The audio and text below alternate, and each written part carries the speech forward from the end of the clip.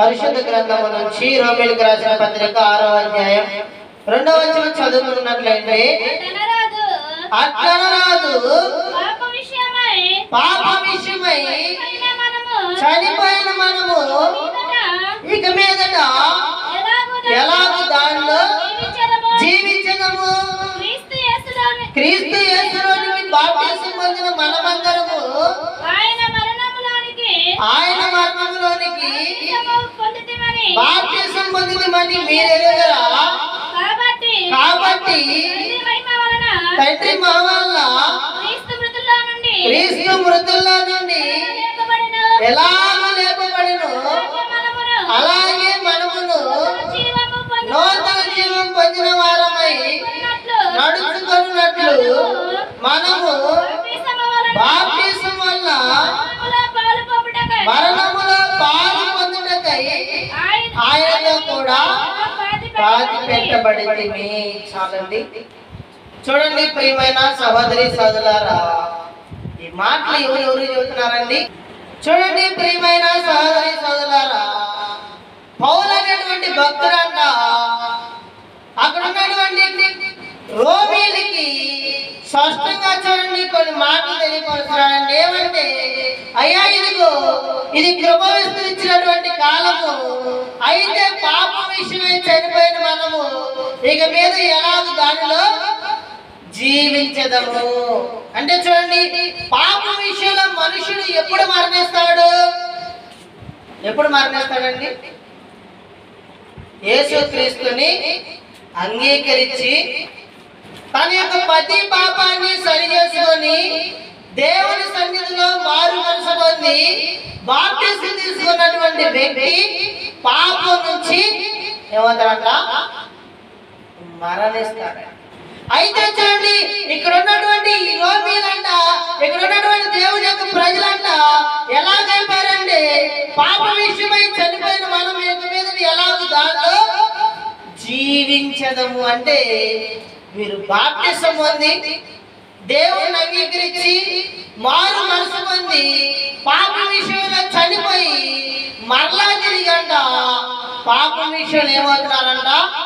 తిరిగి జీవిస్తున్నారు. ప్రియమైన సహోదరి సోదరులు, అంటే ఒకసారి పాతి పెట్టబడిన తర్వాత, దేవుని సన్నిధిలో బాప్తిసం పొందిన తర్వాత, దేవుని మార్గాన్ని అంగీకరించిన తర్వాత, కొన్ని దినాల నుండి దేవుళ్ళో ఎదిగిన తర్వాత మరలా తిరిగి ఈ దేవుని యొక్క భక్తి విధానాన్ని విడిచిపెట్టి ఈ లోకంలో ఉన్న పాపంలోకి ఏమవుతున్నారంట?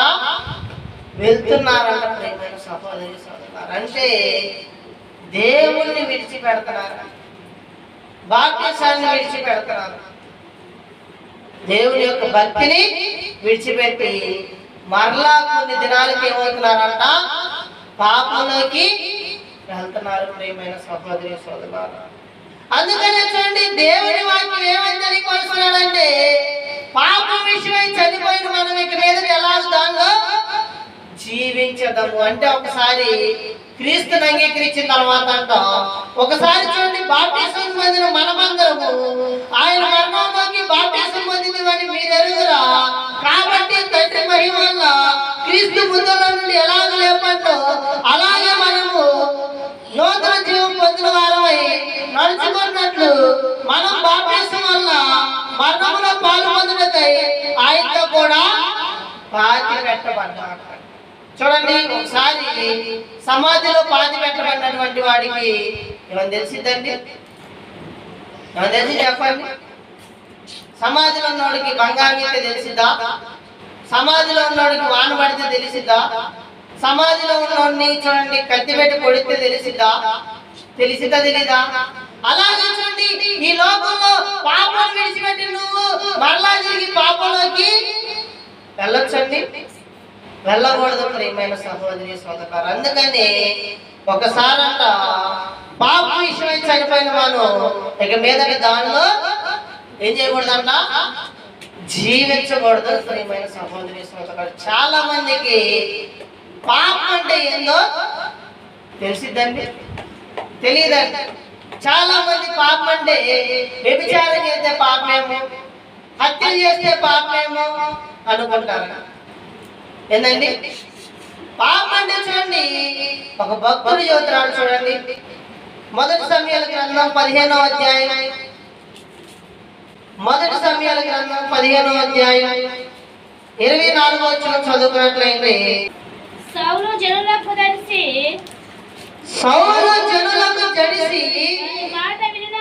వారి మాట విన్నందున నేను యెహోవా ఆజ్ఞను నీ మాటలను మీరి పాపము తెచ్చుకొంటిని. చూడండి ఏంటండి, సౌలు అని ఒక భక్తుడు ఉన్నాడండి. దేవుడి సౌలుని ఇశ్రాయేలు ప్రజలకి రాజుగా ఉంచాడు. రాజుగా ఉంచి ఒక దినాన్ని ఏం చెప్పాడంటే, అయ్యా ఇదిగో అమాలేకులందరినీ నువ్వు నిర్మూలన చేయమని స్పష్టంగా దేవుడు ఎవరు చెప్పాడండి, సౌలుకి తెలియపరిచాడు. అయితే ఈ సౌలు ఏం చేశాడంటే, జనముల మాటను దడిసి చూడండి, ఇదిగో అక్కడ ఉన్నటువంటి అమాలేకులందరినీ నిర్మూలన చేసాడా? చేయలేదండి. చూడండి, అమాలేకీలో ఉన్నటువంటి చూడండి నీచమైన పశువుల్ని బలి ఇచ్చి అమాలేకీలు రాజుని, అమాలేకీల్లో బలిసినటువంటి చూడండి గొర్రెల్ని, పొట్టేల్ని, పశువుల్ని తన దొడ్ల సంచిలో తీసుకొచ్చి చక్కగా అక్కడ దాచిపెట్టాడు అన్నాడు. దేవుడికి ఏం కలిగింది? ఆ వ్యక్తి మీద కోపం కలిగి సమయాన్ని పంపించాడండి. సమయాన్ని వచ్చాయా, నువ్వు దేవుడి మాట ఎందుకు వినలేదు? దేవుడి మాటను ఎందుకు తునీకరించావు? దేవుడు నీకు ఏమని ఆజ్ఞించాడు? ఏమని ఆజ్ఞించాడండి? ఏమని చెప్పాడు? ఇశ్రాయేలు చూడండి, ఇదిగో ఇశ్రాయేలు ప్రజలకి అమాలేకీయులు విరోధంగా నడిచారు కాబట్టి అమాలేకీయులందరినీ హతము చేయమని చెప్పాడు. మరి అతను హతము చేశాడా? ఏం చేశాడు? దేవుడు మాట విన్నాడా? దేవుడి ఆజ్ఞ అంటే ఏం చేశాడంట? మీరడండి. చాలా మంది చూడండి దేవుడు చెప్పిన ఆజ్ఞల్ని నేర్తాడండి. మారు మనసు పొందినటువంటి మనుషులు, మారు మనసు పొందిన కొత్తలో చూడండి ఎలా ఉంటారు. అసలు ప్రార్థన చేయాలని అనకముందలే మోకరించి గంటల తరబడి ప్రార్థన చేస్తారు. దేవుడి సన్నిధికి చూడండి వారు వారు క్రమంగా వస్తూ ఉంటారు. చూడండి, ఇదిగో పరిశుద్ధ గ్రంథాన్ని చక్కగా చదువుతూ ఉంటారు. ప్రియమైన సహోదరి చదువుతారు. దైవ సేవకులు చెప్పకుండానే చక్కగా దైవ సేవకుల మాట వింటూ ఉంటారు. ఇదిగో చూడండి, ఇదిగో ఉదయకాల సమయం లేచి ప్రార్థన చేస్తారు. చూడండి, పరిశుద్ధ గ్రంథాన్ని చక్కగా చదువుతారు. దేవుని వాక్యాన్ని స్పష్టంగా చదువుతారు. దేవుని మార్గంలో క్రమంగా నడుస్తారండి. కొంతకాలం బాగానే ఆ దేవుని యొక్క ఆజ్ఞలు ఏం చేస్తారంట? మేరతారండి. మారు మనసు పొందిన కొత్తలు సినిమా బొమ్మన్నా వారు, టీవీ చూడమన్నా చూడరు, బూత్ మాటలు మాట్లాడమన్నా మాట్లాడరు. చూడండి, కొన్ని సంవత్సరాలు దాటిన తర్వాత మారు మనసు పొంది బాప్టిజం పొందిన తర్వాత కూడా బూతులు మాట్లాడతారు,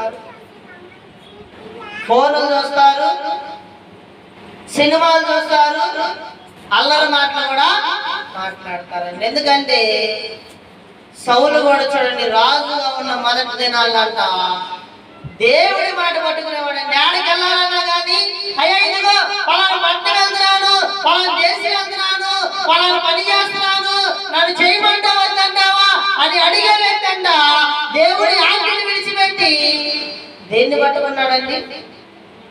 మనుషులు మాటలు పట్టుకున్నాడండి. రాజా ఇదిగో దేవుడికి నువ్వు ఈ బలిష్టమైనటువంటి పశువులు నడిపిస్తే దేవుడు ఇంకా సంతోషించి ఇంకా నిన్ను ఆశీర్వదిస్తారని చెప్పిన మాట్లాడాడండి. దేవుని వాక్యం ఏం చెబుతుంది? ఏం చెబుతుందండి? బలు అర్పించడం కంటే యెహోవా మాట ఏంటో ఏంటంట? ఏమంటే చెప్పండి, దేవుని మాట ఏంటో శ్రేష్టం.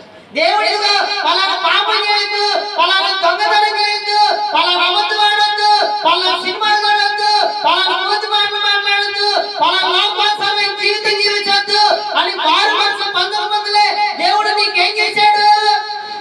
ఆజ్ఞ ఇచ్చాడు. మరి ఆజ్ఞ నువ్వేం చేస్తున్నావు? ఏం చేస్తున్నావు చెప్పండి. చూడండి, ఒక ఉదాహరణ ఉందండి. ఒక భక్తుడు అంట మనుషుని పిలిచి చెబుతున్నాడు, అయ్యా నువ్వు బూత్ మాట మాట్లాడుతున్నావా మానేస్తావా అంటే అన్నాడు, అయ్యా నా భార్యను బట్టి కానీ నా బిడ్డలు బట్టి కానీ నేను బాప్తిసం పొందిన తర్వాత కూడా కొన్ని బూత్ మాటలు మాట్లాడుతున్నానయ్యా. అయ్యా అయ్యా తప్పు ఉందా అయ్యా తొందరపాట్లో అన్నానయ్యా అని కానీ చూడండి ఆ దైవ సేవకుడంట ఒక బైబుల్ పెట్టి ఈ బైబుల్ నువ్వు దాటు అన్నానంట. ఈ మనుషుడు అన్నాడంట, అయ్యా అది పరిశుద్ధ గ్రంథం అయ్యా, అది దేవుడి యొక్క వాక్యం అయ్యా, దాన్ని నేను ఎలా దాటగలను, దాన్ని నేను దాటగలను, దేవుడి యొక్క నా మీదకి వచ్చిద్దయ్యా, నేను పాడవుతానయ్యా, నేను నశించిపోతానయ్యా అని చెప్పి అన్నాడు. చూడండి భౌతికంగా ఉన్నటువంటి ఆ బైబుల్ దాటాలంటేనే ఆ మనిషి గడగడ వణికిపోతున్నాడు, కానీ ఆ బైబుల్ ఉన్నటువంటి భూత మాటలు విసర్జించాడా? ఏమని చెప్పాడండి? పూర్వం అంట నీ నోటికి వచ్చినటువంటి భూత మాటలని ఆగ్రహాన్ని దుష్టత్వాన్ని విసర్జించమని చెబుతుందండి వాక్యం. ఉందండి కొలసీలు రాసిన పత్రిక 3వ అధ్యాయం 7వ వచనం చదువుకున్నట్లయితే, పూర్వము వారి మధ్య జీవించినప్పుడు మీరును వీటన్నిటిని అనుసరించి నడుచుకొండిరి. ఇప్పుడైతే మీరు కోపము, ఆగ్రహము, దుష్టత్వము, దూషణ, మీ నోట బూతులని వీటన్నిటిని విసర్జించుడి. ఏం చేశారండి? అయ్యా నేను మారు మనసు పొందలేదయ్యా, అయ్యా నేను బాప్తిసం తీసుకోలేదయ్యా, అయ్యా నేను దేవుడిని అంగీకరించలేదయ్యా అనే కాలంలో అయితే నువ్వు బూతులు మాట్లాడినా, నువ్వు కోపాడినా, నువ్వు ఇద్దరు తొలగించి మాట్లాడినా సరిపోయింది. అయితే ప్రియమైన సహోదరి సోదరులారా, నువ్వు ఒకసారి బాప్తిసం పొందిన తర్వాత నీ నోటికి బూతులు అనేది రాకూడదు. చూడండి సమయాలు కూడా దేవుడిని అంగీకరించి, క్షమించండి, సౌలు కూడా దేవుడిని అంగీకరించి అంట దేవుడి మాటని, దేవుని ఆజ్ఞని మీరే. చాలా మంది చూడండి మారు మనసు పొంది బాప్తిసం పొంది కూడా ఇంకా పాపాన్ని విడిచిపెడతలేదు. ప్రియమైన సహోదరి సోదరులారా, పాపంలోనే బ్రతుకుతున్నారు. సినిమాలు చూస్తూ బూతులు మాట్లాడుతూ దేవుని ఆజ్ఞని నేర్పుతున్నారు. ప్రియమైన సహోదరి సోదరులారా, పరిశుద్ధ గ్రంథాన్ని దాటమంటే భయపడే నువ్వు పరిశుద్ధ గ్రంథంలో ఉన్న వాక్యాన్ని ఎప్పుడు ఏం చేసావండి? దాటేసేమాట. వాక్యం అంటే భయం లేదు, దేవుడి మాట అంటే భయం లేదు, దేవుడి ఆజ్ఞ అంటే మనకి భయం లేదండి. ఉందా చెప్పండి? ఈ సౌలుకు కూడా దేవుడి మాట అంటే భయం లేదు కాబట్టి మనుషులకి తెలిసాడు. ఎవరు తెలిసాడు? దేవుడికి భయపడ్డా? మనుషులకి భయపడి తన ఆజ్ఞని అతిక్రమించాడండి. ఆజ్ఞ అతిక్రమే ఏంటంట? పాపం. ప్రియమైన సహోదరి సహోదరులారా, కాబట్టి బాప్తిసం పొందిన నువ్వు ఆజ్ఞ అతిక్రమిస్తున్నావా? చూడండి రెండవ దానిగా చూసుకుంటే వ్యభిచారం ఏంటంట? వ్యభిచారం అనేది కూడా ఏంది? పాపం. ప్రియమైన సహోదరి సహోదరులారా, చాలా మంది బాప్తిసం పొందిన తర్వాత కూడా వ్యభిచారం చేసేటువంటి వారు, బాప్తిసం పొందిన తర్వాత పాపం చేసే వాళ్ళు ఎంతో మంది ఉన్నారండి. ఒక భక్తుడంట దేవునికి హృదయానుసారుడు అంట. ఎవరండి భక్తుడు? ఎవరండి? దావీదు మహారాజు.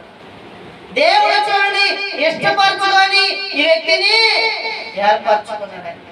ఆయనకు చూడండి భార్యలున్నా గాని ఆ దావీదంట ఒక దినానంట మేడగది మీద చూడండి అటు ఇటు తిరుగుతున్నప్పుడు ఒక సౌందర్యం కలిగినటువంటి స్త్రీ స్నానం చేసి ఆగపడిందంట.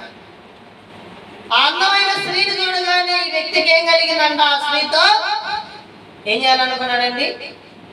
శయనించాలని ఆ స్త్రీని పిలిపించి ఆ స్త్రీతో పాపం చేశాడు. ప్రేమ సహోదరి సహోదరులారా, ఆ పాపం వల్ల ఆమెకి ఏమొచ్చింది? గర్భఫలం వచ్చింది. ప్రియమైన సహోదరి సహోదరులారా, చూడండి ఆ పాపాన్ని కప్పుచడానికి ఆ బెర్షెబా భార్య అయినటువంటి ఉరియాని కూడా ఏం చేశాడండి? యుద్ధములో పెట్టి చంపేశాడు. ప్రియమైన సహోదరి సహోదరులారా, చంపేసి చక్కగా ఈ పాపం ఎవరికి తెలియదు అనుకున్నాడండి. చూడండి, చాలా మంది బాప్టిజం పొందిన తర్వాత కూడా వ్యభిచారం చేస్తూ ఉంటారు. ఒక వ్యక్తి అంట, పాస్టర్ గారు అంట, చూడండి, చాలా దూర ప్రాంతం నుంచి మందిరం దగ్గరకు రావాలి. మందిరం దగ్గరికి వచ్చి ప్రార్థన పెట్టి వెళ్తా ఉండేవాడు అంటాడు ఒక దైవ సేవకుడు. అయితే ఆ మందిరం పక్కన చూడండి ఒక స్త్రీ డైలీ మందిరానికి వచ్చి మందిరం దుడుతా మందిరానికి పరిచర్య చేస్తా ఉండేదంట. ఈ పాస్టర్ గారు ప్రార్థనకు వచ్చినప్పుడల్లా ఆమె మందిరానికి వచ్చి చూడండి చక్కగా పరిచర్య చేస్తా ఉంటే ఆయన ఆ స్త్రీని నమ్మి, అమ్మా నేను దూరం నుంచి వచ్చేటప్పటికి లేట్ అవుతుంది కాబట్టి ఈ మందిరం యొక్క తాళాలు నీకు అప్పగిస్తానమ్మా, నువ్వు డైలీ చూడు ఇదిగో మందిరంలో శుభ్రంగా తుడిచి ప్రార్థన చేసుకోమ్మా, నేను వచ్చేటప్పటికి మందిరాన్ని తుడిచి పెట్టేవాళ్ళకు ఆలస్యం అవ్వకుండా దేవుని యొక్క వాక్యాన్ని తొందరగా చెప్పొచ్చమ్మా అని చెప్తున్నాడు. చెప్పి ఆ తాళం చెవులు ఎవరికి అప్పగించారంట? ఆ స్త్రీకి అప్పగించాడండి. అయితే చూడండి, ఆమె వివాహం అయింది, ఆమె బాప్టిజం ఉంది, దేవుడి సన్నిధిలో ఎదుగుతా ఉందండి. అయితే చూడండి, ఈ దైవ సేవకుడు ఆమె నమ్మెళ్తే ఏమిటంట వేరొక వ్యక్తితో అక్రమ సంబంధం ఉంది. చూడండి, భర్త స్త్రీని ఎక్కడ కలవనీయట్లేదు అంట, ఎక్కడికి పానీపోతుంటే ఈ స్త్రీ చూడండి ఏం చేయడం మొదలు పెట్టిందంటే, అయ్యా ఈ రాత్రికాల సమయంలో మందిరాన్ని శుభ్రంగా తుడిచి ఒక గంట నేను ప్రార్థన చేసుకొని వస్తానని చెప్పి చూడండి మందిరపు తాళాలు తీసుకొని భర్తకేమో మందిరానికి పోయి మందిరం శుభ్రం చేసి వస్తానని చెప్పి చూడండి తను ప్రేమించిన వ్యక్తిని ఆ మందిరానికి పిలిచి ఆ మందిరంలోనే పాపం చేయడం మొదలు పెట్టింది. కొన్ని దినాలకు చూడండి ఆమెకి మరణకరమైన వ్యాధి వచ్చింది. మరణకరమైన వ్యాధి వచ్చి ఆ పాస్టర్ గారి దగ్గరికి వచ్చాయా, ఈ మందిరంలో నేను ఇలాగా పాపం చేశానయ్యా, కాబట్టి ఇదిగో ఈ మందిరంలో ఇలా నేను చేసిన తప్పుకి దేవుడు నాకు ఈ వ్యాధిని ఇచ్చాడయ్యా, నేను ఎంతో పెద్ద ఘోరమైన పాపం చేశానయ్యా, ఇది క్షమించరానిదని ఆ మాటలు చెప్పి చూడండి ఆమె చనిపోయిందంట. ప్రియమైన సహోదరి సహోదరులారా, చూడండి చాలా మందికి భయం లేదండి, దేవుడి సన్నిధిలో పాపం చేసేవాళ్ళు ఉన్నారు. బాప్టిజం పొంది చూడండి దేవుడి సన్నిధిలో చూడండి మందిరానికి వచ్చి వేరొక స్త్రీని వేరొక పురుషుడిని చూడండి ప్రేమించే వాళ్ళు ఉన్నారు. ఇక మందిరంలోనే చూడండి అనేక విధాలుగా చాటింగ్ చేసుకునే వాళ్ళు ఉన్నారు, మోహము చూసుకునే వాళ్ళు ఉన్నారు. చూడండి మందిరం విషయంలోనే బాప్టిజం పొంది దేవుడి వాక్యానికి విరుద్ధంగా బ్రతికే వాళ్ళు ఉన్నారు. ప్రియమైన సహోదరి సహోదరులారా, వాక్యం ఏం చెబుతుందంటే నువ్వు వ్యభిచారం చేయకూడదని వాక్యం చెబుతుంది. మరి బాప్టిజం పొంది నువ్వు వ్యభిచారం చేయొచ్చా? మరలా చూడండి ఏం చేయకూడదండి, పాప విషయమై చనిపోయిన మరణం యొక్క దానిలో జీవించవచ్చా? చాలా మంది చూడండి మారు మనసు మంది కూడా బాప్టిజం తీసుకొని కూడా వ్యభిచారాన్ని మానట్లేదు. ప్రియమైన సహోదరి ఈ దావీదు వాడు చూడండి ఇదిగో దేవుడు అంగీకరించాడు, హృదయాన్ని సాడుకున్నాడు, ఇదిగో ఒక అందమైన స్త్రీని చూడగానే తన మనసులో పాపం చేశాడు. ప్రియమైన సహోదరి సహోదరు, ఆ స్త్రీని పిలిపించాడు, తనతో వ్యభిచారం చేశాడు, తన భర్తను చంపేశాడు. చివరికి ఏమన్నాడు, ఒక దైవ సేవకుడు గద్దిస్తే తన ఎదుట ఏం చెబుతున్నాడండి? 2వ సమూయేలు గ్రంథం 12వ అధ్యాయం 13వ వచనం చదువుకున్నట్లయితే, నేను పాపము చేసినని దావీదు నాతాను అనగా, నాతాను నీవు చావుకున్నట్లు యెహోవా నీ పాపమును పరిహరించెను. ఏంటండి, ఎప్పుడు చేశాడండి నేను పాపం? ఎప్పుడు చేశాడు చెప్పండి? మారు మనసు పొందక ముందలా, బాప్టిజం పొందక ముందలా? మారు మనసు పొందాడు, బాప్టిజం పొందాడు, అయినా దేవుని భయం ఉందండి. ఎప్పుడైనా భయం కలిగిందండి? ఇదిగో ఆ దైవ సేవకుడు వచ్చి ఇదిగో నువ్వు చేసిన పాపం ఎవరికి తెలియదు అనుకున్నావేమో, నువ్వు దేవుడిని తునీకరించావు, దేవుడి దృష్టికి పాపం చేశావు, కాబట్టి నీ కుటుంబానికి సదాకాలం ఏమొచ్చింది? యుద్ధం వచ్చిందని చెప్పాడు. ప్రియమైన సహోదరి సహోదరులారా, ఆ యుద్ధం వచ్చిందని చెప్పిన మాట ప్రకారం చూడండి దావీదు యొక్క పెద్ద కుమారుడు అంట దావీదు యొక్క ఉపపత్తులతో పాపం చేశాడు. చూడండి దావీదు యొక్క కుమారులు అంట, దావీదు యొక్క కుమారులతో పాపం చేశారు. ప్రియమైన ఆ కుటుంబానికేగా నెమ్మది లేదండి.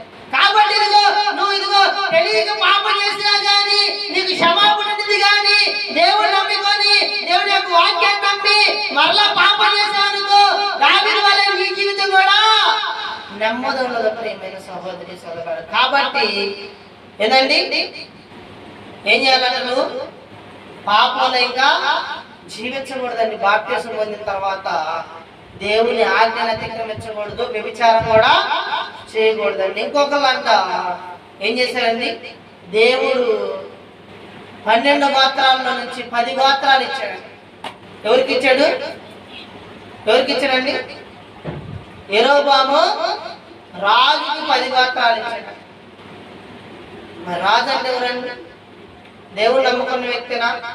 ఇశ్రాయేలు ఒక రాజు ఉన్నాడంటే దేవుడు నమ్ముకోకపోతే దేవుడు ఆ ఇశ్రాయేలు రాజు చేస్తాడా?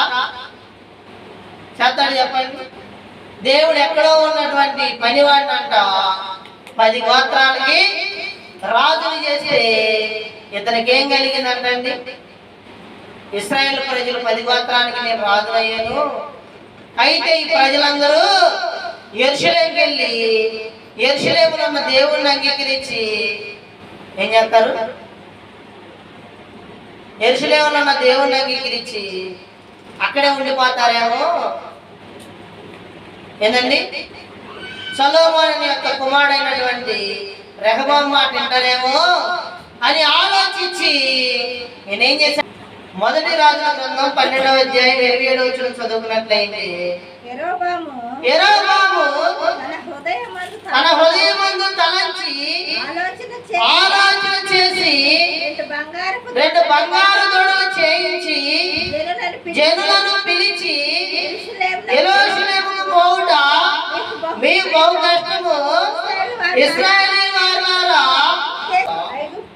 ఐగుప్తు దేశంలో నుండి మిమ్మల్ని రప్పించిన మీ దేవుడు ఇవే అని చెప్పి ఒకటి బేతేలు నందును ఒకటి దాను నందును ఉంచెను.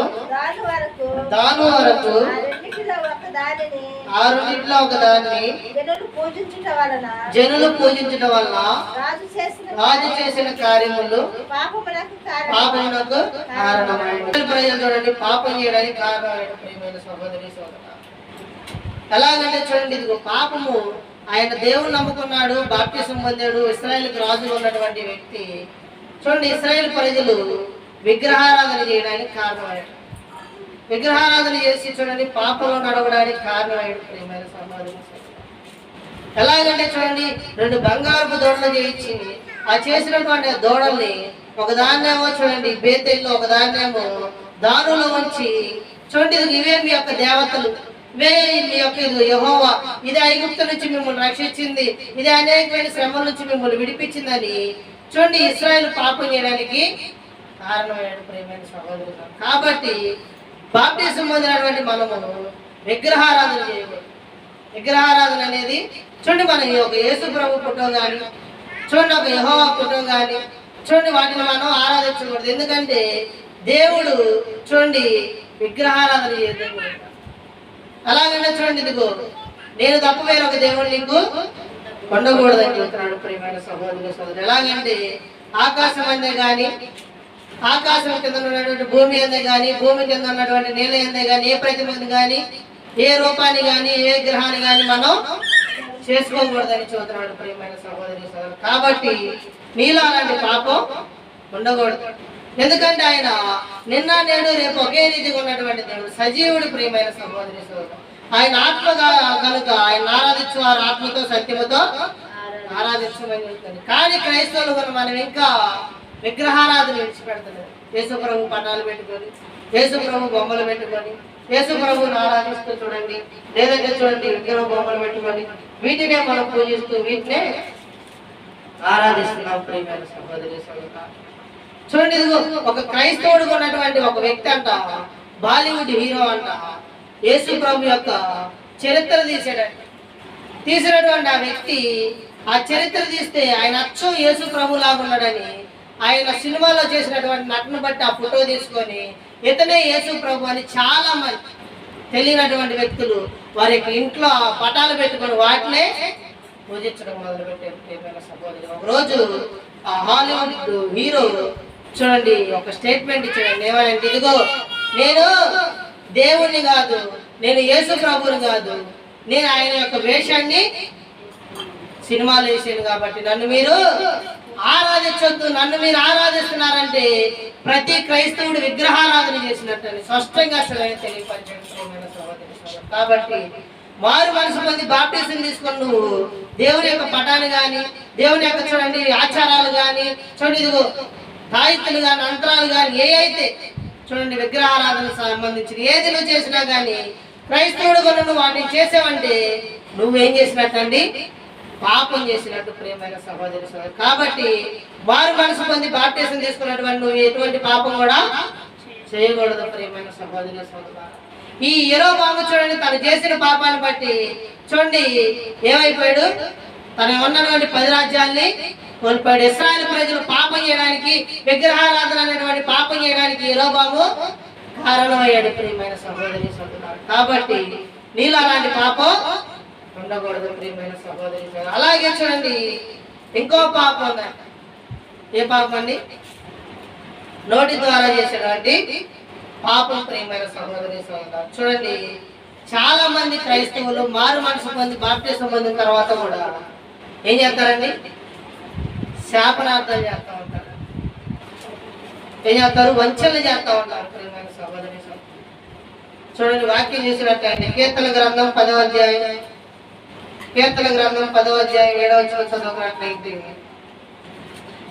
వారి నోరు శాపముతోను కపటముతోను వంచనతోను నిండి ఉన్నది. వారి నాలుక కింద చేతులు పాపమును ఉన్నది. చూడండి ఏంటంట? ఒక మనుషుడంట తన నోటితో ఏం చేస్తాడంట? శాపాలంట. చూడండి ఏమని చెప్తారండి? వాడు చచ్చిపోవాలి, అది చచ్చిపోవాలి, అది నాశనం అయిపోవాలి, వాడు నాశనం అయిపోవాలి, వాళ్ళు ఎలా ఉంటారు, వాళ్ళకి పాడైపోవాలి, వారికి ఇలా అయిపోవాలని శపిస్తారండి కొంతమంది. చూడండి క్రైస్తవులు ఉన్న వాళ్ళని చూడండి వంచిస్తారు. నువ్వెంత, నీ బ్రతికెంత, నువ్వు ఎలాంటి వాడివి, నువ్వు నాకంటే గనుడువా అని చూడండి చాలా మంది వంచే విధానం. చూడండి అలాగే చూసినట్లయితే చూడండి ఏం చేస్తారంట? కపటంతో మాట్లాడతారండి, అబద్ధ సాక్ష్యాలు చెప్తారు, అబద్ధం మాటలు వాళ్ళ గురించి చూడండి నువ్వు ఎలా ఉంటుందంటే మోసపూరితమైన మాటలు చెప్తారు. చాలా మంది క్రైస్తవుల గుండి మోసపూరితమైన మాటలు మాట్లాడారు, మోసపూరితంగా జీవించే వాళ్ళు ఉన్నారు. ప్రియమైన సహోదరి సహోదరు, కాబట్టి చూడండి వారి జీవితాలు ఏమైపోతుంది అంట? పాడవుతుంది. ప్రియమైన సహోదరి సహోదరు, అలాంటి జీవితం వల్ల ఉండకూడదు. ప్రియమైన సహోదరి సహోదరు, చాలా మంది వ్యక్తంగా వారి యొక్క జీవితాన్ని పాడు చేస్తున్నారు. బూత్ మాటలు మాట్లాడుతూ చూడండి, మంచరిస్తూ చూడండి అనేకమైన అబద్ధ సాక్ష్యాలు చూపుతున్నారు. ప్రార్థనకి వెళ్తానే చూడండి అనేకమైన వ్యర్థమైన కత్తిపోటు వంటి మాట్లాడి చూడండి. కొంతమంది మాట్లాడితే వారి గుండెలు సైతం కూడా ఏమైపోతాయి అండి? పగిలిపోతాయి. చూడండి కొంతమంది మాట్లాడితే అంట ఆ మాటలు బట్టి ఎంతో మంది నరహత్యలు చేసుకున్నారు. వారి మాటలు బట్టి ఆత్మహత్య చేసుకున్న వారు, వారి శోధనలు బట్టి వారి మాటలు బాధ బట్టి ఎంతో మంది చనిపోయిన వ్యక్తులు కూడా ఉన్నారండి. కాబట్టి వారి నోటి ఏంటంటే ఏముండిదంట? విషం ఉండిదంట. పాప ప్రపంచం, నాలుకగా పాప ప్రపంచం. కాబట్టి నాలుగు ద్వారా కూడా మనుషుడు పాపం చేయగలిగాడు. కాబట్టి వారు మనిషి మంది బాప్టిజం పొందుతూ నువ్వు అలాంటి పాపం చేయొచ్చా? చేయకూడదు. ప్రియమైన సహోదరి సహోదరు, ఎందుకంటే వాక్యం ఏం చెబుతుంది? బుద్ధిపూర్వకంగా పాపం చేస్తే నీకు ఏముండదంట? ఏప్రిల్ రాసిన పత్రిక 10వ అధ్యాయం 26వ వచనం చదువుకున్నట్లయితే మనము సత్యమును గురించి అనుభవ జ్ఞానం పొందిన తర్వాత బుద్ధిపూర్వకంగా పాపం చేసి పాపము బలిగా ఉన్నది కానీ న్యాయపు తీర్పులకు భయముతో ఎదురు చూచుటయు విరోధం దహించుకో తీక్షణమైన అగ్నిగా ఉండును. ఏమిటండి? బుద్ధిపూర్వకంగా పాపం చేయకూడదండి. మారు మనసు పొంది బాప్టిజం తీసుకొని దేవుడి సన్నిధిలో నడిచే నువ్వు, తెలిసి సత్యాన్ని తెలుసుకుని నువ్వు, దేవుని వాక్యాన్ని తెలుసుకుని నువ్వు, దేవుని యొక్క భక్తి జీవితాన్ని తెలుసుకుని నువ్వు వాక్యం ప్రకారం జీవించాలని తెలిసి బుద్ధిపూర్వకంగా పాపం చేయకూడదు. తెలియక చేస్తే అది తప్పైంది కానీ తెలియజేస్తే బాప్టిజం పొంది నువ్వు అంట దేవుని ఆజ్ఞలు అతిక్రమించకూడదంట, వ్యభిచారం చేయకూడదంట. చూడండి, విగ్రహారాధన చేయకూడదు, నీ నోటి నుంచి అబద్ధం కానీ అబద్ధ సాక్ష్యాలు కానీ వ్యర్థమైన మాటలు పలకూడదు ప్రియమైన సహోదరి సోదరులు. ఎందుకంటే అది ఎంతో పాపం. చాలా మందికి పాపం అనేది తెలియదు ప్రియమైన సహోదరి సోదరులు. అందుకనంటే ఏం చెబుతున్నానంటే, బుద్ధి కోరుకొని నువ్వు పాపం చేస్తే నీకు బలి ఉండదు. నువ్వు వాక్యం తెలుసుకొని పాపం చేస్తే దేవుడు నిన్ను క్షమించడు ప్రియమైన సహోదరి సోదరులు. కాబట్టి అలాంటి పాపాన్ని నువ్వు సరి చేసుకోవాలని తీసేసుకోవాలి, నీలో ఉన్న లోపాన్ని సరి చేసుకోవాలి. ఎందుకంటే ఇదిగో అలాంటి పాపం చేసేవాడు న్యాయపు తీర్పులకు భయముతో ఎదురు చూచుటయు దహించబోయే తీక్షణమైన అగ్ని ఇంకా అలాంటి వ్యక్తి అంట నరకానికి పోతున్నాడు. చూడండి, అందుకనే పౌలు ఏమన్నాడంటే, ఇదిగో నేను తెలియక పాపం చేశానయ్యా, నేను దూషకుడు హింసకుడు హానికరునయ్యా, తెలిసిన తర్వాత నేను అలాంటి పాపం కూడా చేయను అన్నాడు. దేవుడు ఒకసారి ఆ వ్యక్తిని దర్శించిన తర్వాత, అతను బాప్టిజం పొందిన తర్వాత, తన పాపాలను చిడిపింపు పొందిన తర్వాత, తన పాపాలను రాళ్ళపడిన తర్వాత, తన కన్నీటి నుంచి పశ్చాత్తాపం వచ్చిన తర్వాత అతను ఎవరిని ఏమి చేయలేదండి. మారు మనసు లేనప్పుడు క్రైస్తవులు చంపాడు, హింసించాడు, గాయపరిచాడు. ఎప్పుడైతే మారు మనసు పొంది బాప్టిజం పొందాడు, ఆ హింసను విడిచిపెట్టాడు, ఆ కక్షను విడిచిపెట్టాడు, ఆ చెడుతనాన్ని విడిచిపెట్టాడు, సమస్తాన్ని తొలగించాడు. ఇక ఎప్పుడు ఆ పాపంలో బ్రతకలేదండి. ఇదిగో తను చూడండి, ఇది ఎంతో మంది కొట్టుకొని ఇదిగో కర్రలతో కొట్టినా గానీ, రాళ్ళతో కొట్టినా గానీ, కోడలతో కొట్టినా గానీ, అతని సిలువ వేసిన సందర్భంలో కూడా అతను ఏ హాని చేశాడండి? సౌలు ఒక బలాఢ్యుడండి. పౌలుగా మార్చబడిన తర్వాత తనలో ఉన్నటువంటి క్రూరత్వం మొత్తం పోయి సాధుతనం వచ్చింది. మరి క్రైస్తవుడు కూడా మనం మారు మనసు పొందింది, మనం మన జీవితాన్ని మార్చుకున్నావా? ఒకసారి పాపంలో జీవించినటువంటి మనము ఎప్పుడైతే మారు మనసు పొందామో అప్పుడు పాపం నుంచి మార్చబడాలి. అందుకని వాక్యం ఏం చెబుతుందట, పాప విషయమై మరణించిన మన మీద దాన్ని ఎలాగా జీవించకూడదు ప్రియమైన సహోదరి సోదరులు. ఎందుకంటే మొదట ఆత్మానుసారంగా ఉంది, తర్వాత చాలా మంది శరీరానుసారంగా ఉంటారు. మారు మనసు పొందిన కొత్తలో భక్తి చేస్తారంట, దైవ సేవకుడు చెప్పిన మాట వింటారు, దేవుడు మాట వింటారు. చూడండి, దేవుడు ఏం చేస్తుంది సరి చేసుకుంటారు. కొన్ని నెలలు పోయిన తర్వాత అంట వారిలోకి వేషధారణ వచ్చింది. చూడండి, అబద్ధం ఆడతారు, జనాలు కాపాడదు. దొంగతనం చేస్తారు, జనాలు కాపాడదు. వ్యభిచారం చేస్తారు, జనాలు కాపాడదు. ఏమనుకుంటారంటే ఎవరు చూస్తలేదు అనుకుంటారు. కానీ ఒకసారి పాపంలో మరణించి నువ్వు మరలా తిరిగి దానిలో జీవించకూడదు. ఒకసారి బాప్టిజం తీసుకుని నువ్వు మరలా పాపంలోకి వెళ్ళకూడదు. మారు మనసు పొందిన తర్వాత ఎప్పుడు నువ్వు పాపం వైపు చూడకూడదు ప్రియమైన సహోదరి సోదరులు. అందుకని వాక్యం ఏం చెప్తుందంటే, పాపం ఒకసారి నువ్వు చేసినట్లయితే నువ్వు ఎప్పుడైతే బాప్టిజం తీసుకుంటావు క్రీస్తుతో పాటు నువ్వు కూడా బాధి పెట్టబడాలండి. చచ్చిపోయినోడికి ఏమని తెలిసిందండి? చచ్చిపోయినోడికి ఏమి తెలియదు.